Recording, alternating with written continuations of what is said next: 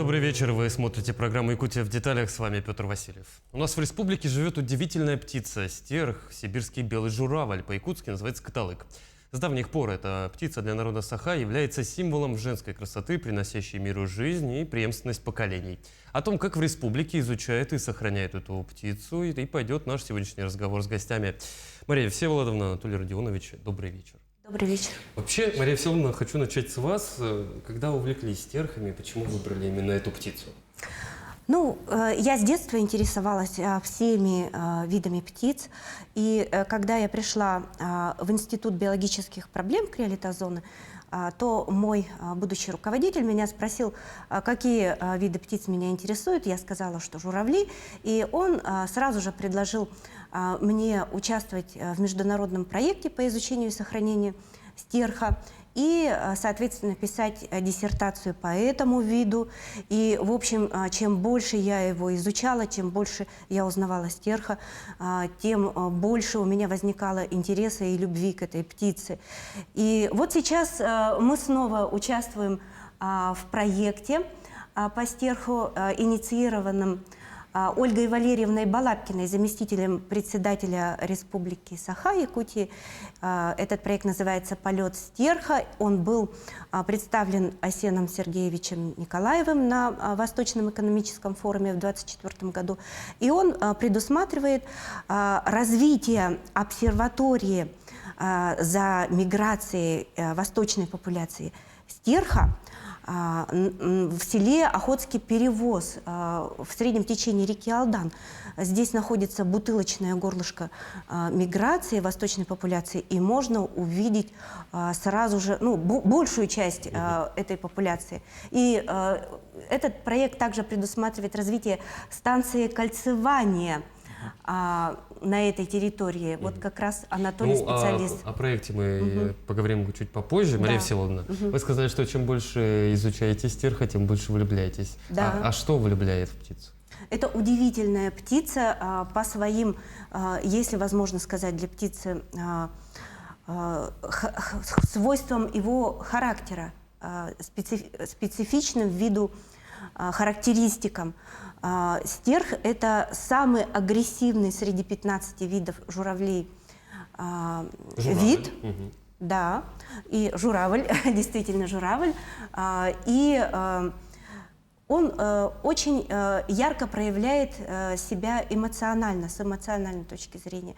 Вообще, если говорить о птицах, то эмоциональный ее план, если откинуть все рассуждения об интеллектуальных способностях, а рассматривать только интеллектуальный план птицы, то нужно сказать, что здесь очень много схожих особенностей с человеком, можно так сказать. И вот стерх проявляет себя очень ярко с эмоциональной точки зрения. Его позы угрозы очень такие вот красочные, яркие. У него прекрасное такое оперение, контрастное, белое оперение и черные концы крыльев. При помощи вот этой комбинации он, значит, совершает различные позы угрозы, принимает позы, наоборот, приветствия. Вокализация у него очень необычная. Это, наверное, единственный журавль, голос которого похож на звук флейты, а не на курлыканье, к которому мы все привыкли. В общем, суммируя, необычные звуки привлекли и эмоциональность. Анатолий Родионович, когда у вас зародился научный интерес и чем птица привлекает? Как любой ребенок Якутии, начал интересоваться птицами еще с раннего детства, когда отец приходил там с охоты, там видел боровую дичь, уток, всегда было тоже интересно. Но еще в 9 классе я начал заниматься и интересоваться орнитологией, получается, в научном плане, то есть ходил на экспедиции в своем Улусе. И вот с 9 класса по студенчеству, и потом уже сейчас идет уже как работа получается. Мне больше всего было интересно работать с воробьинами, как они выживают, как они адаптируются зимой, допустим, да. И, конечно же, все это было интересно. И вот сейчас я работаю в Институте биологии и занимаюсь кольцеванием птиц. Кольцевание, получается, это индивидуальное метка, как паспорт для любой птицы, и там можешь поставить, и чтобы другие кольцеватели, наши коллеги его поймали и потом зарегистрировали. Ну, и а в случае отправили со нам. стерхом это же еще и получается и загранпаспорт тогда. Не просто паспорт. Для обыкновенный. каждого Да. вида птицы. Да, для это- каждого вида птицы. Ага. Ну вот сегодня, общаясь с вами как учеными, тогда предлагаю поговорить об особенностях этой птицы, каков ее уклад жизненный именно в Якутии. Ну, дело в том, что Якутия, она охватывает ареал гнездования этой птицы, который достаточно обширен и расположен в субарктических тундрах между реками Яна и Колыма. И также несколько пар у нас гнездятся в зоне северной тайги. И также Якутия охватывает примерно треть пролетного пути стерха восточной популяции до территории зимовки, то есть до Китая, до юго-восточного Китая, озеро Паян в провинции Цзянси, долины реки Янцзы. То есть, получается, здесь стерх, если зимует он в Китае, здесь он откладывает, Да. гнездуется, откладывает Яйца, формирует да. себе пару и, Да. собственно, выращивает детей и улетает. Совершенно верно. А какие-то есть научные объяснения, Анатолий Родионович, почему стерхи вот выбрали одной из точек обитания Якутию?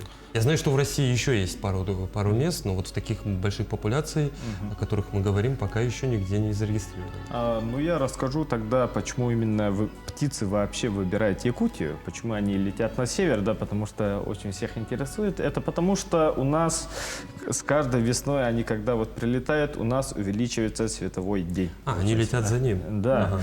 И если у них существует вот длинная световая активность, тогда и больше времени на их питание, допустим, чтобы сделать гнездо, потом высиживать яйца.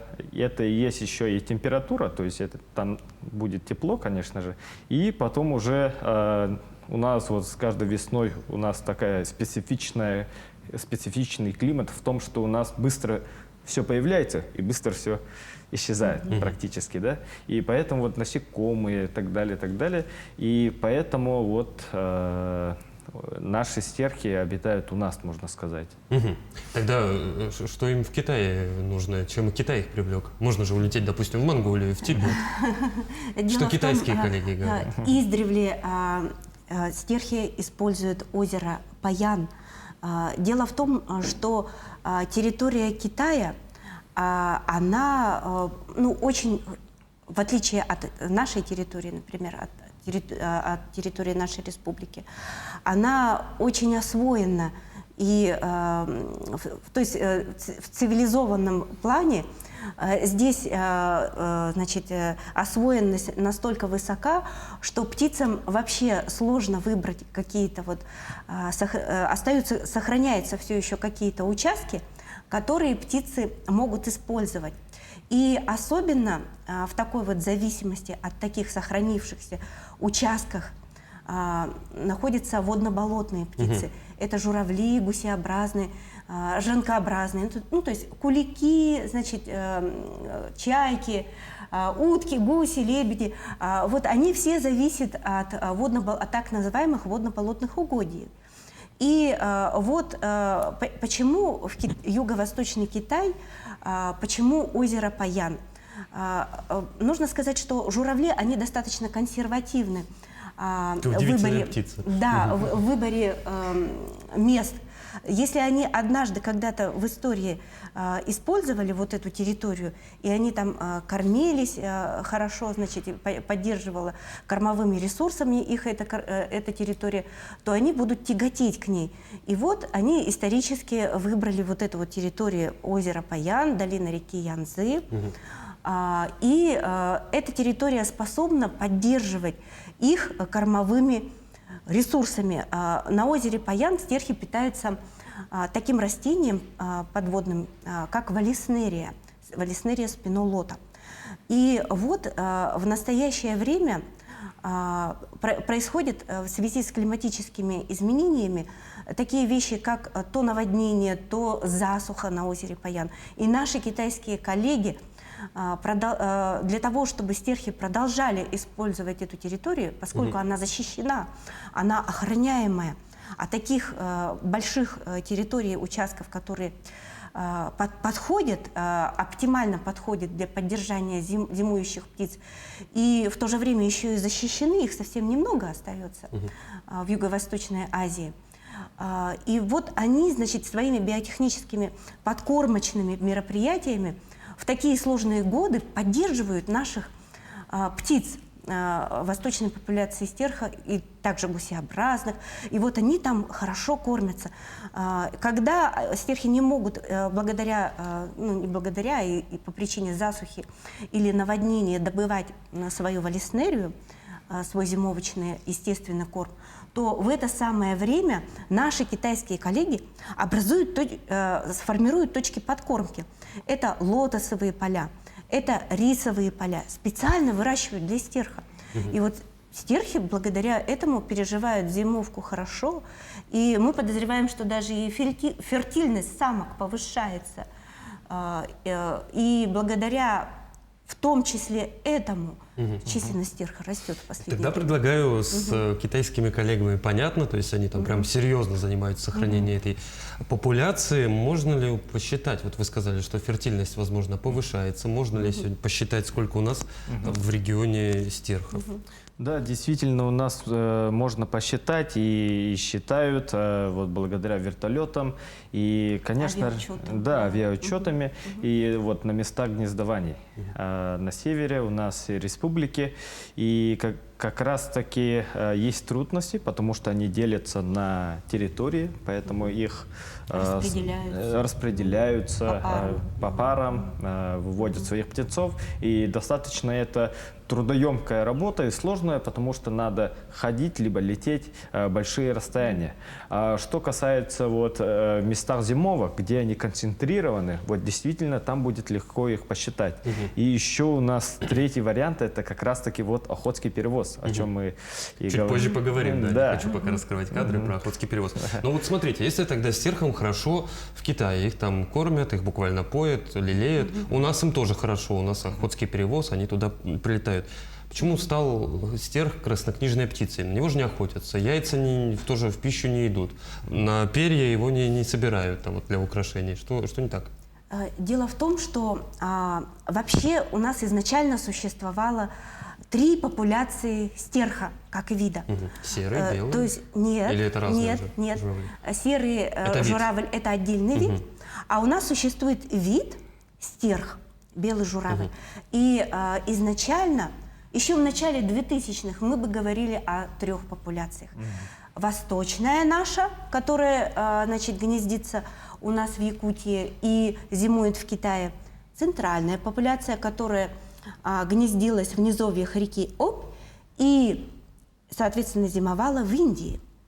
И также существовала и, возможно, до сих пор существует западная популяция с территориями гнездования также в низовьях Оби и с территориями зимовки в Иране. Но дело в том, что в начале 2000-х центральная популяция была признана вымершей. Туда уже в Индию не прилетала ни одна птица. Там, А может, они в другую страну начали летать? Скорее всего, нет, потому что стерхи, как мы уже говорили, Консервативные, очень да. консервативны. И вот в прошлом году последняя птица, которая естественным образом продолжала зимовать на территории Ирана, на известной территории зимовки, она перестала туда прилетать. К ней тоже в 23-м году была, по-моему, в 23-м была осуществлена попытка подпускания самки, выращенной в неволе. Они подружились с этим самцом, они приступили к миграции весной, то есть на территорию, ну, то есть на север, к нам, в Россию, значит, в низовье Оби, но она пролетела всего лишь 140 километров, она не выдержала, все-таки невольная птица. И он ее оставил там и полетел один. То есть каждый год он летал на территорию гнездования, он туда летел, ну, возможно, с какой-то вот такой вот целью, которая исторически в нем сохранялась, значит, что он там встретит своих собратьев, но он каждый раз там никого не находил. Слушайте, это прям какая-то грустная история. Это как, очень как грустная в история. лучших романтических Это трагедия книгах, на самом да, деле. книгах. И вот в прошлом году, ко всеобщему ужасу всей орнитологической общественности, Он не вернулся в Иран. Его звали Амид, Надежда, на иранском языке, и он не вернулся. И сейчас эта западная популяция, она поддерживается выпускаемыми, реинтродуцируемыми в природу молодыми особями стерхов, которые выращиваются в Окском питомнике. А откуда они происходят, эти птицы, они, значит, были в 70-е годы взяты с нашей восточной популяции. В виде яиц. Ну, это программа такая. Ну, в общем, здесь, я так понимаю, загвоздка не в том, что птиц мало, а в том, что популяция, ну, вот как вы сказали, осталось, ну, буквально полторы. Получается, что те птицы исчезли, и спасение вида целиком зависит от благополучия единственной сохранившейся восточной популяции стерха. А их сейчас, ну ладно, их сейчас вот более 6 тысяч, да, может быть уже 7 тысяч, может быть еще более, да, но тем не менее, вот есть такое явление, как птичий грипп, например, или какие-то другие эпидемии, да, птичьи. И у нас впервые случилась такая сильнейшая вспышка птичьего гриппа у серого журавля не так давно. Хорошо, что серый журавль многочислен, но сразу же 8 тысяч птиц погибло одновременно на территории зимовки в Израиле. И вот, а у нас их нет, возможно, ну, может быть, уже дошли, но тем не менее, это огромное количество птиц сразу же погибает. А у нас вот их все-таки еще недостаточно для того, чтобы мы могли быть уверены, да, вот с этой популяцией все хорошо, она жизнеспособна. Тем более, что у нас сейчас происходит потепление климата. Это тоже на них влияет. Это может на них влиять. Сейчас в настоящее время потепление климата в зоне гнездования может быть даже положительно где-то влияет на нашу восточную популяцию, поскольку кормовая база обогащается, увеличивается масса беспозвоночных водных наземных, вот, рыба находится в таком благополучном состоянии относительно, и растительность, но мы не знаем, что будет дальше. Ну, очень хочется надеяться, чтобы дальше было только лучше. Конечно. Давайте вернемся к тому проекту, о котором мы тихой сапой пытаемся с самого начала поговорить. Напомню нашим зрителям, Айсен Сергеевич Николаев в рамках Восточного экономического форума этого года в Владивостоке анонсировал проект «Полет стерхов». Заключается он в создании орнитологической обсерватории, научной базы, как угодно, в селе Охотский Перевоз. То есть, я так понимаю, это такая вот, ну, якутская родина стерхов. Давайте, можем так назвать? Охотский Перевоз? Да. Нет. Не совсем? Не совсем. Дело в том, что родина это место, где кто-то рождается. Вот, да? а это их родильный дом? Нет, их родильный дом находится в тундре. В тундре да, между реками Яна и Колыма. А Охотский Перевоз – это бутылочное горлышко миграционного коридора стерхов. Здесь… Где они задерживаются, получается? Они здесь задерживаются совсем ненадолго, но зато здесь их можно концентрированно наблюдать. Вот вы представляете, огромная эта вот территория между реками Яна, Колыма, с очагом, защищенным национальным парком Кыталык, между реками Хрома и Индигирка. И они все вот летят, и они, значит, пересекают они, значит, наши восточные горы, отроги Верхоянского хребта, и они выходят в долину реки Алдан. И здесь как раз находится что? Село Охотский Перевоз. Бутылочное горлышко миграции.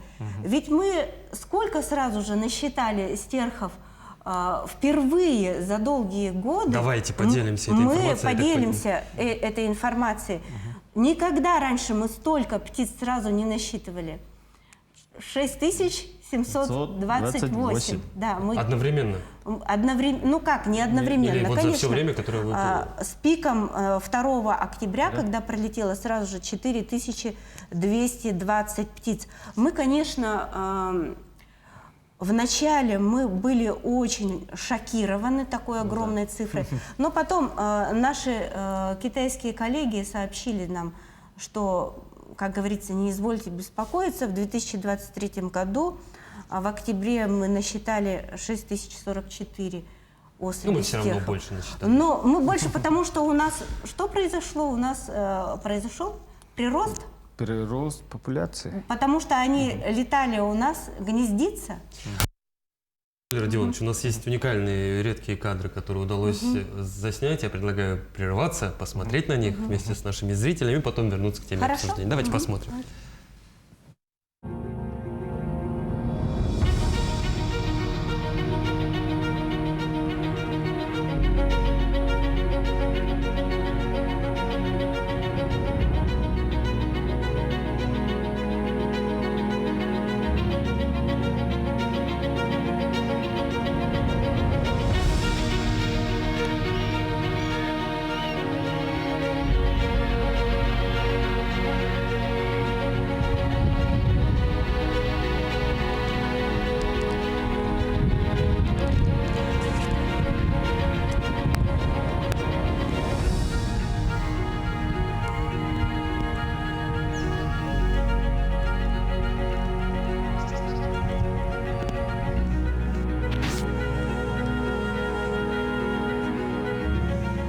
Птенцов много. Ага.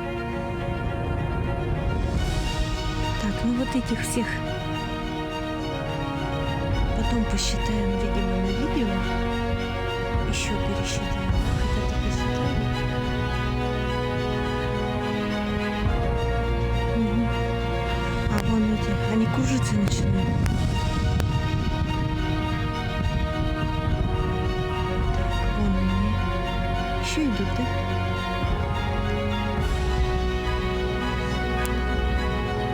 Они все к нам полетели, они все над нами прошли. Слушайте, ну действительно завораживающие, удивительные кадры. А вот за кадром кто-то сказал, что они начинают кружиться, да, я сколько понимаю. Что происходит с птицей в этот момент? Почему они кружатся? Как мы сделали вывод, когда они кружатся, они поджидают своих собратьев в это время. Ну, по то есть нашим собираются, наблюдениям. да? Да. Они реорганизуются в стае, и у них происходит перераспределение, разбитие на подстаи в этот момент. Они ожидают подлетающих собратьев, подзывают. Они очень социализированы во время миграции. Да. Поэтому... Вот мы уже поговорили о том, что в Тампонском районе собираются создать орнитологическую станцию. Вот для вас, как для ученых, орнитологов, что это даст? Хочу, Анатолий Родионович, у вас спросить, все-таки молодой ученый, Да, давайте. действительно учиться в поле. Ну, буквально. получается, надо говорить о двух улусах, получается. Потому что Охотский перевоз находится На границе, на правом да. берегу, да, вот Тампонском районе, а на левом находится Татинский район. И тут, получается, правый берег Алдана должен быть туристическим таким кластером для развития потенциала. А левый берег должен нести себе научную базу, потому что левый берег как раз-таки является особо охраняемым природной территорией Колыма-Чапанда, что очень хорошо для учетов, для наблюдений, ну, в общем сказать, научных исследований. И как раз-таки на этой базе будут строиться наблюдательные вышки, которые вот только что мы видели, как они летают.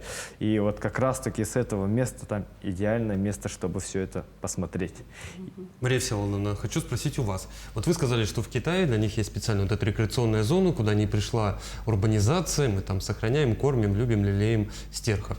Получится ли у нас вот на левом берегу, правильно говорю, на левом берегу, где находится охраняемая природная территория, создать что-то подобное для наших стерхов? Ну, наши стерхи и так уже используют эту территорию. То есть весь бассейн реки Алдан, он, значит, он богат такими вот водно-болотными угодьями, где стерхи могут кормиться, как раз вот на территории, в том числе нашего резервата Колыма-Чапанда. А вот эта вот территория развития проекта «Полет стерха», она как раз повысит эффективность наших исследований и привлечет большое количество туристов со всего мира, которые захотят посмотреть на миграцию стерха и которые будут привлечены станцией кольцевания птиц. Ведь в нашем мире существует огромнейший пласт человечества, это орнитологи, это любители птиц, которых привлечет именно станция кольцевания. Я бы Да. хотела, чтобы Анатолий Давайте, сказал. Анатолий, Ага. давайте про станцию кольцевания. Я так Да. понимаю, это вот выдача тех самых паспортов птицам, о Да, которых вы говорили. давайте перейдем. Станция кольцевания, ну, получается, вот паспортизация, можно сказать, птиц. У каждого будет индивидуальный номер и столицей той страны, где она окольцована. Оно работает, в общем, для изучения миграции. Можно посмотреть на сайте вот Центра кольцевания России и в других вот сайтах. И, в общем, вот на левом берегу Алдана там практически идеальное место для миграции не только вот стерхов, да, но и других птиц. То есть это воробьиные птицы, дятлообразные и так далее, и так далее. И получается, если там поставить вот станцию кольцевания, было бы интересно посмотреть и изучать миграцию вот мелких птиц. Все-таки меня интересует вопрос, наверное, как журналиста. Я уверен, что вот эта вот совместная конвергенция научной и туристической работы, это супер вообще. Не помешают ли туристы ни стерхам, ни другим птицам? Как Не раз навредим ли мы, как говорится? Да, как раз-таки вот во многих регионах России такая практика уже используется. Вот в Калининградской области, где вот впервые вот поставили станцию кольцевания в 1901 году, и которая работает до сегодняшнего дня. В Республике Бурятии, вот в заповеднике вот, Байкала, такая практика, в общем, используется. И как раз-таки вот станция кольцевания и нуждается в нем, потому что станция кольцевания очень трудоемкая работа, то есть это надо приезжать с апреля до октября работать. И для этого нужен, конечно же, люди и, конечно же, волонтеры. И как раз-таки вот наши туристы будут нам Будут помогать. еще и волонтерами. Мария Всеволодовна, кстати, а как стерхи, белый журавль к человеку относится? Подпускает, боится? На территории гнездования стерхи очень осторожны. Дистанция спугивания велика. То есть, но к ученым стерхи наблюдают за нами из года в год, и они более толерантны к нашему присутствию. То есть они нас, вероятно, запоминают и знают, что от нас угроза не исходит как таковой. Но вообще нужно сказать, что стерхи осторожны на территории миграции в России, и чем ближе они подлетают к озеру Паян, тем менее осторожными они становятся. Потому что дело в том, что время пролета, время миграции стерха у нас здесь, значит, оно совпадает с периодом, когда открыт сезон охоты. Да, поэтому, конечно, они все равно этого опасаются. А когда они прилетают уже ближе к охраняемой территории национальный природный заповедник озера Паян, они там уже чувствуют себя в большей безопасности. Все-таки это достаточно, если можно так сказать, интеллектуальные птицы. Вообще все птицы очень быстро понимают, где им можно бояться, а где им можно нельзя? не бояться. Да. Да. Это я просто к чему спрашиваю. Вдруг я просто панически боюсь птиц, вдруг окажусь в охотском перевозе, что ожидать от птицы все-таки внушительных размеров, мало ли что. Она к вам не подойдет. Ну вот, специально спросил по этому поводу. Она улетит, да. при Очень хорошо. приближении. Сейчас, когда сезон закончен, уже наблюдение за стерхами, они отправились в Китай, какой у вас дальше фронт работы? Обработка данных, конечно. Ну и дальше примерно в начале ноября мы собираемся посетить территорию зимовки с целью, у нас определенные цели есть. Наш национальный парк Кыталык в настоящее время перешел под управление национального парка Ленские столбы. И мы должны будем вновь подписать соглашение, значит, с нашими охраняемыми территориями в Китае. И также, скорее всего, представительство Республики Саха, Якутии, представительство правительства, значит, также будет участвовать в этом подписании этих соглашений. Ну и кроме того, мы навестим, конечно, наших стерхов дорогих. Мы посмотрим, как они там долетели, добрались. Кого-то, может быть, узнаем лично. Слушайте, удивительно. Да. У нас остается буквально совсем немного времени до конца эфира. Анатолий Родионович, Мария Всеволодовна, хочу спросить у вас в заключении вот что. Есть такая примета, что если увидишь танец стерхов, то будет тебе счастье до конца жизни. Удалось ли увидеть танец стерхов? Да, конечно, безусловно. Но дело в том, что танец стерха достаточно специфичен. Он включает в себя много вокализации, и стерх менее танцующий, чем, скажем, японский журавль или серый журавль. Но у него есть особенное изящество, особая красота. И пока у нас еще остается немного времени, мы бы хотели поблагодарить некоторых людей. Давайте. Да? Мгм. Ну, хотелось бы поблагодарить действительно, когда вот прикасаются вот наука, туризм, природоохранные действия вот по сохранению наших птиц. Это действительно очень благодарное дело, и хотелось бы поблагодарить Ольгу Валерьевну Балабкину, вот, Как инициатор и координатор этого проекта. Да, вот действительно наши птицы в этом нуждаются. Нуждаются, Да, и надеемся, что еще таких проектов будет все больше и больше. И мы бы еще хотели обязательно выразить огромную благодарность нашим волонтерам. Все это время у нас не было обсерватории, значит, наблюдения за... То есть обсерватории для... Которая бы позволила наблюдать за... Да, у нас не было этой инфраструктуры. И мы жили в доме прекрасной семьи Зелепухиных. Роза Хароловна Зелепухина – это человек, который пришел к нам в институт и сообщил о том, что в Охотском перевозе пролетает огромное количество стерхов. А у нас до этого были только данные телеметрии 92 года, что там отметилась точка одна от одного птенца. Мы не знали об этом, мы хотим выразить им благодарность. Вообще всем волонтерам нашим Охотского перевоза мы хотели бы выразить огромную благодарность за то, что они так поддерживают исследования миграции стерха и других птиц. Они сообщают нам делятся ценными данными. Ну, я уверен, что с созданием инфраструктуры, с запуском вот этого проекта «Полет стерхов» волонтеров прибавится, в том числе, да. и прямо, которые будут задействованы в работе. В заключение о том, что я говорил, я все-таки думаю, что примета это не зря появилась про танец стерхов. Все-таки это тоже очередной вклад в сохранение этой популяции. Да. Анатолий Родионович, Мария Всеволодовна, спасибо, что пришли к нам в студию. Уверен, что обязательно встретимся еще раз, поговорим о результатах уже весенней работы. Ну а на этом наша программа подходит к концу. Спасибо.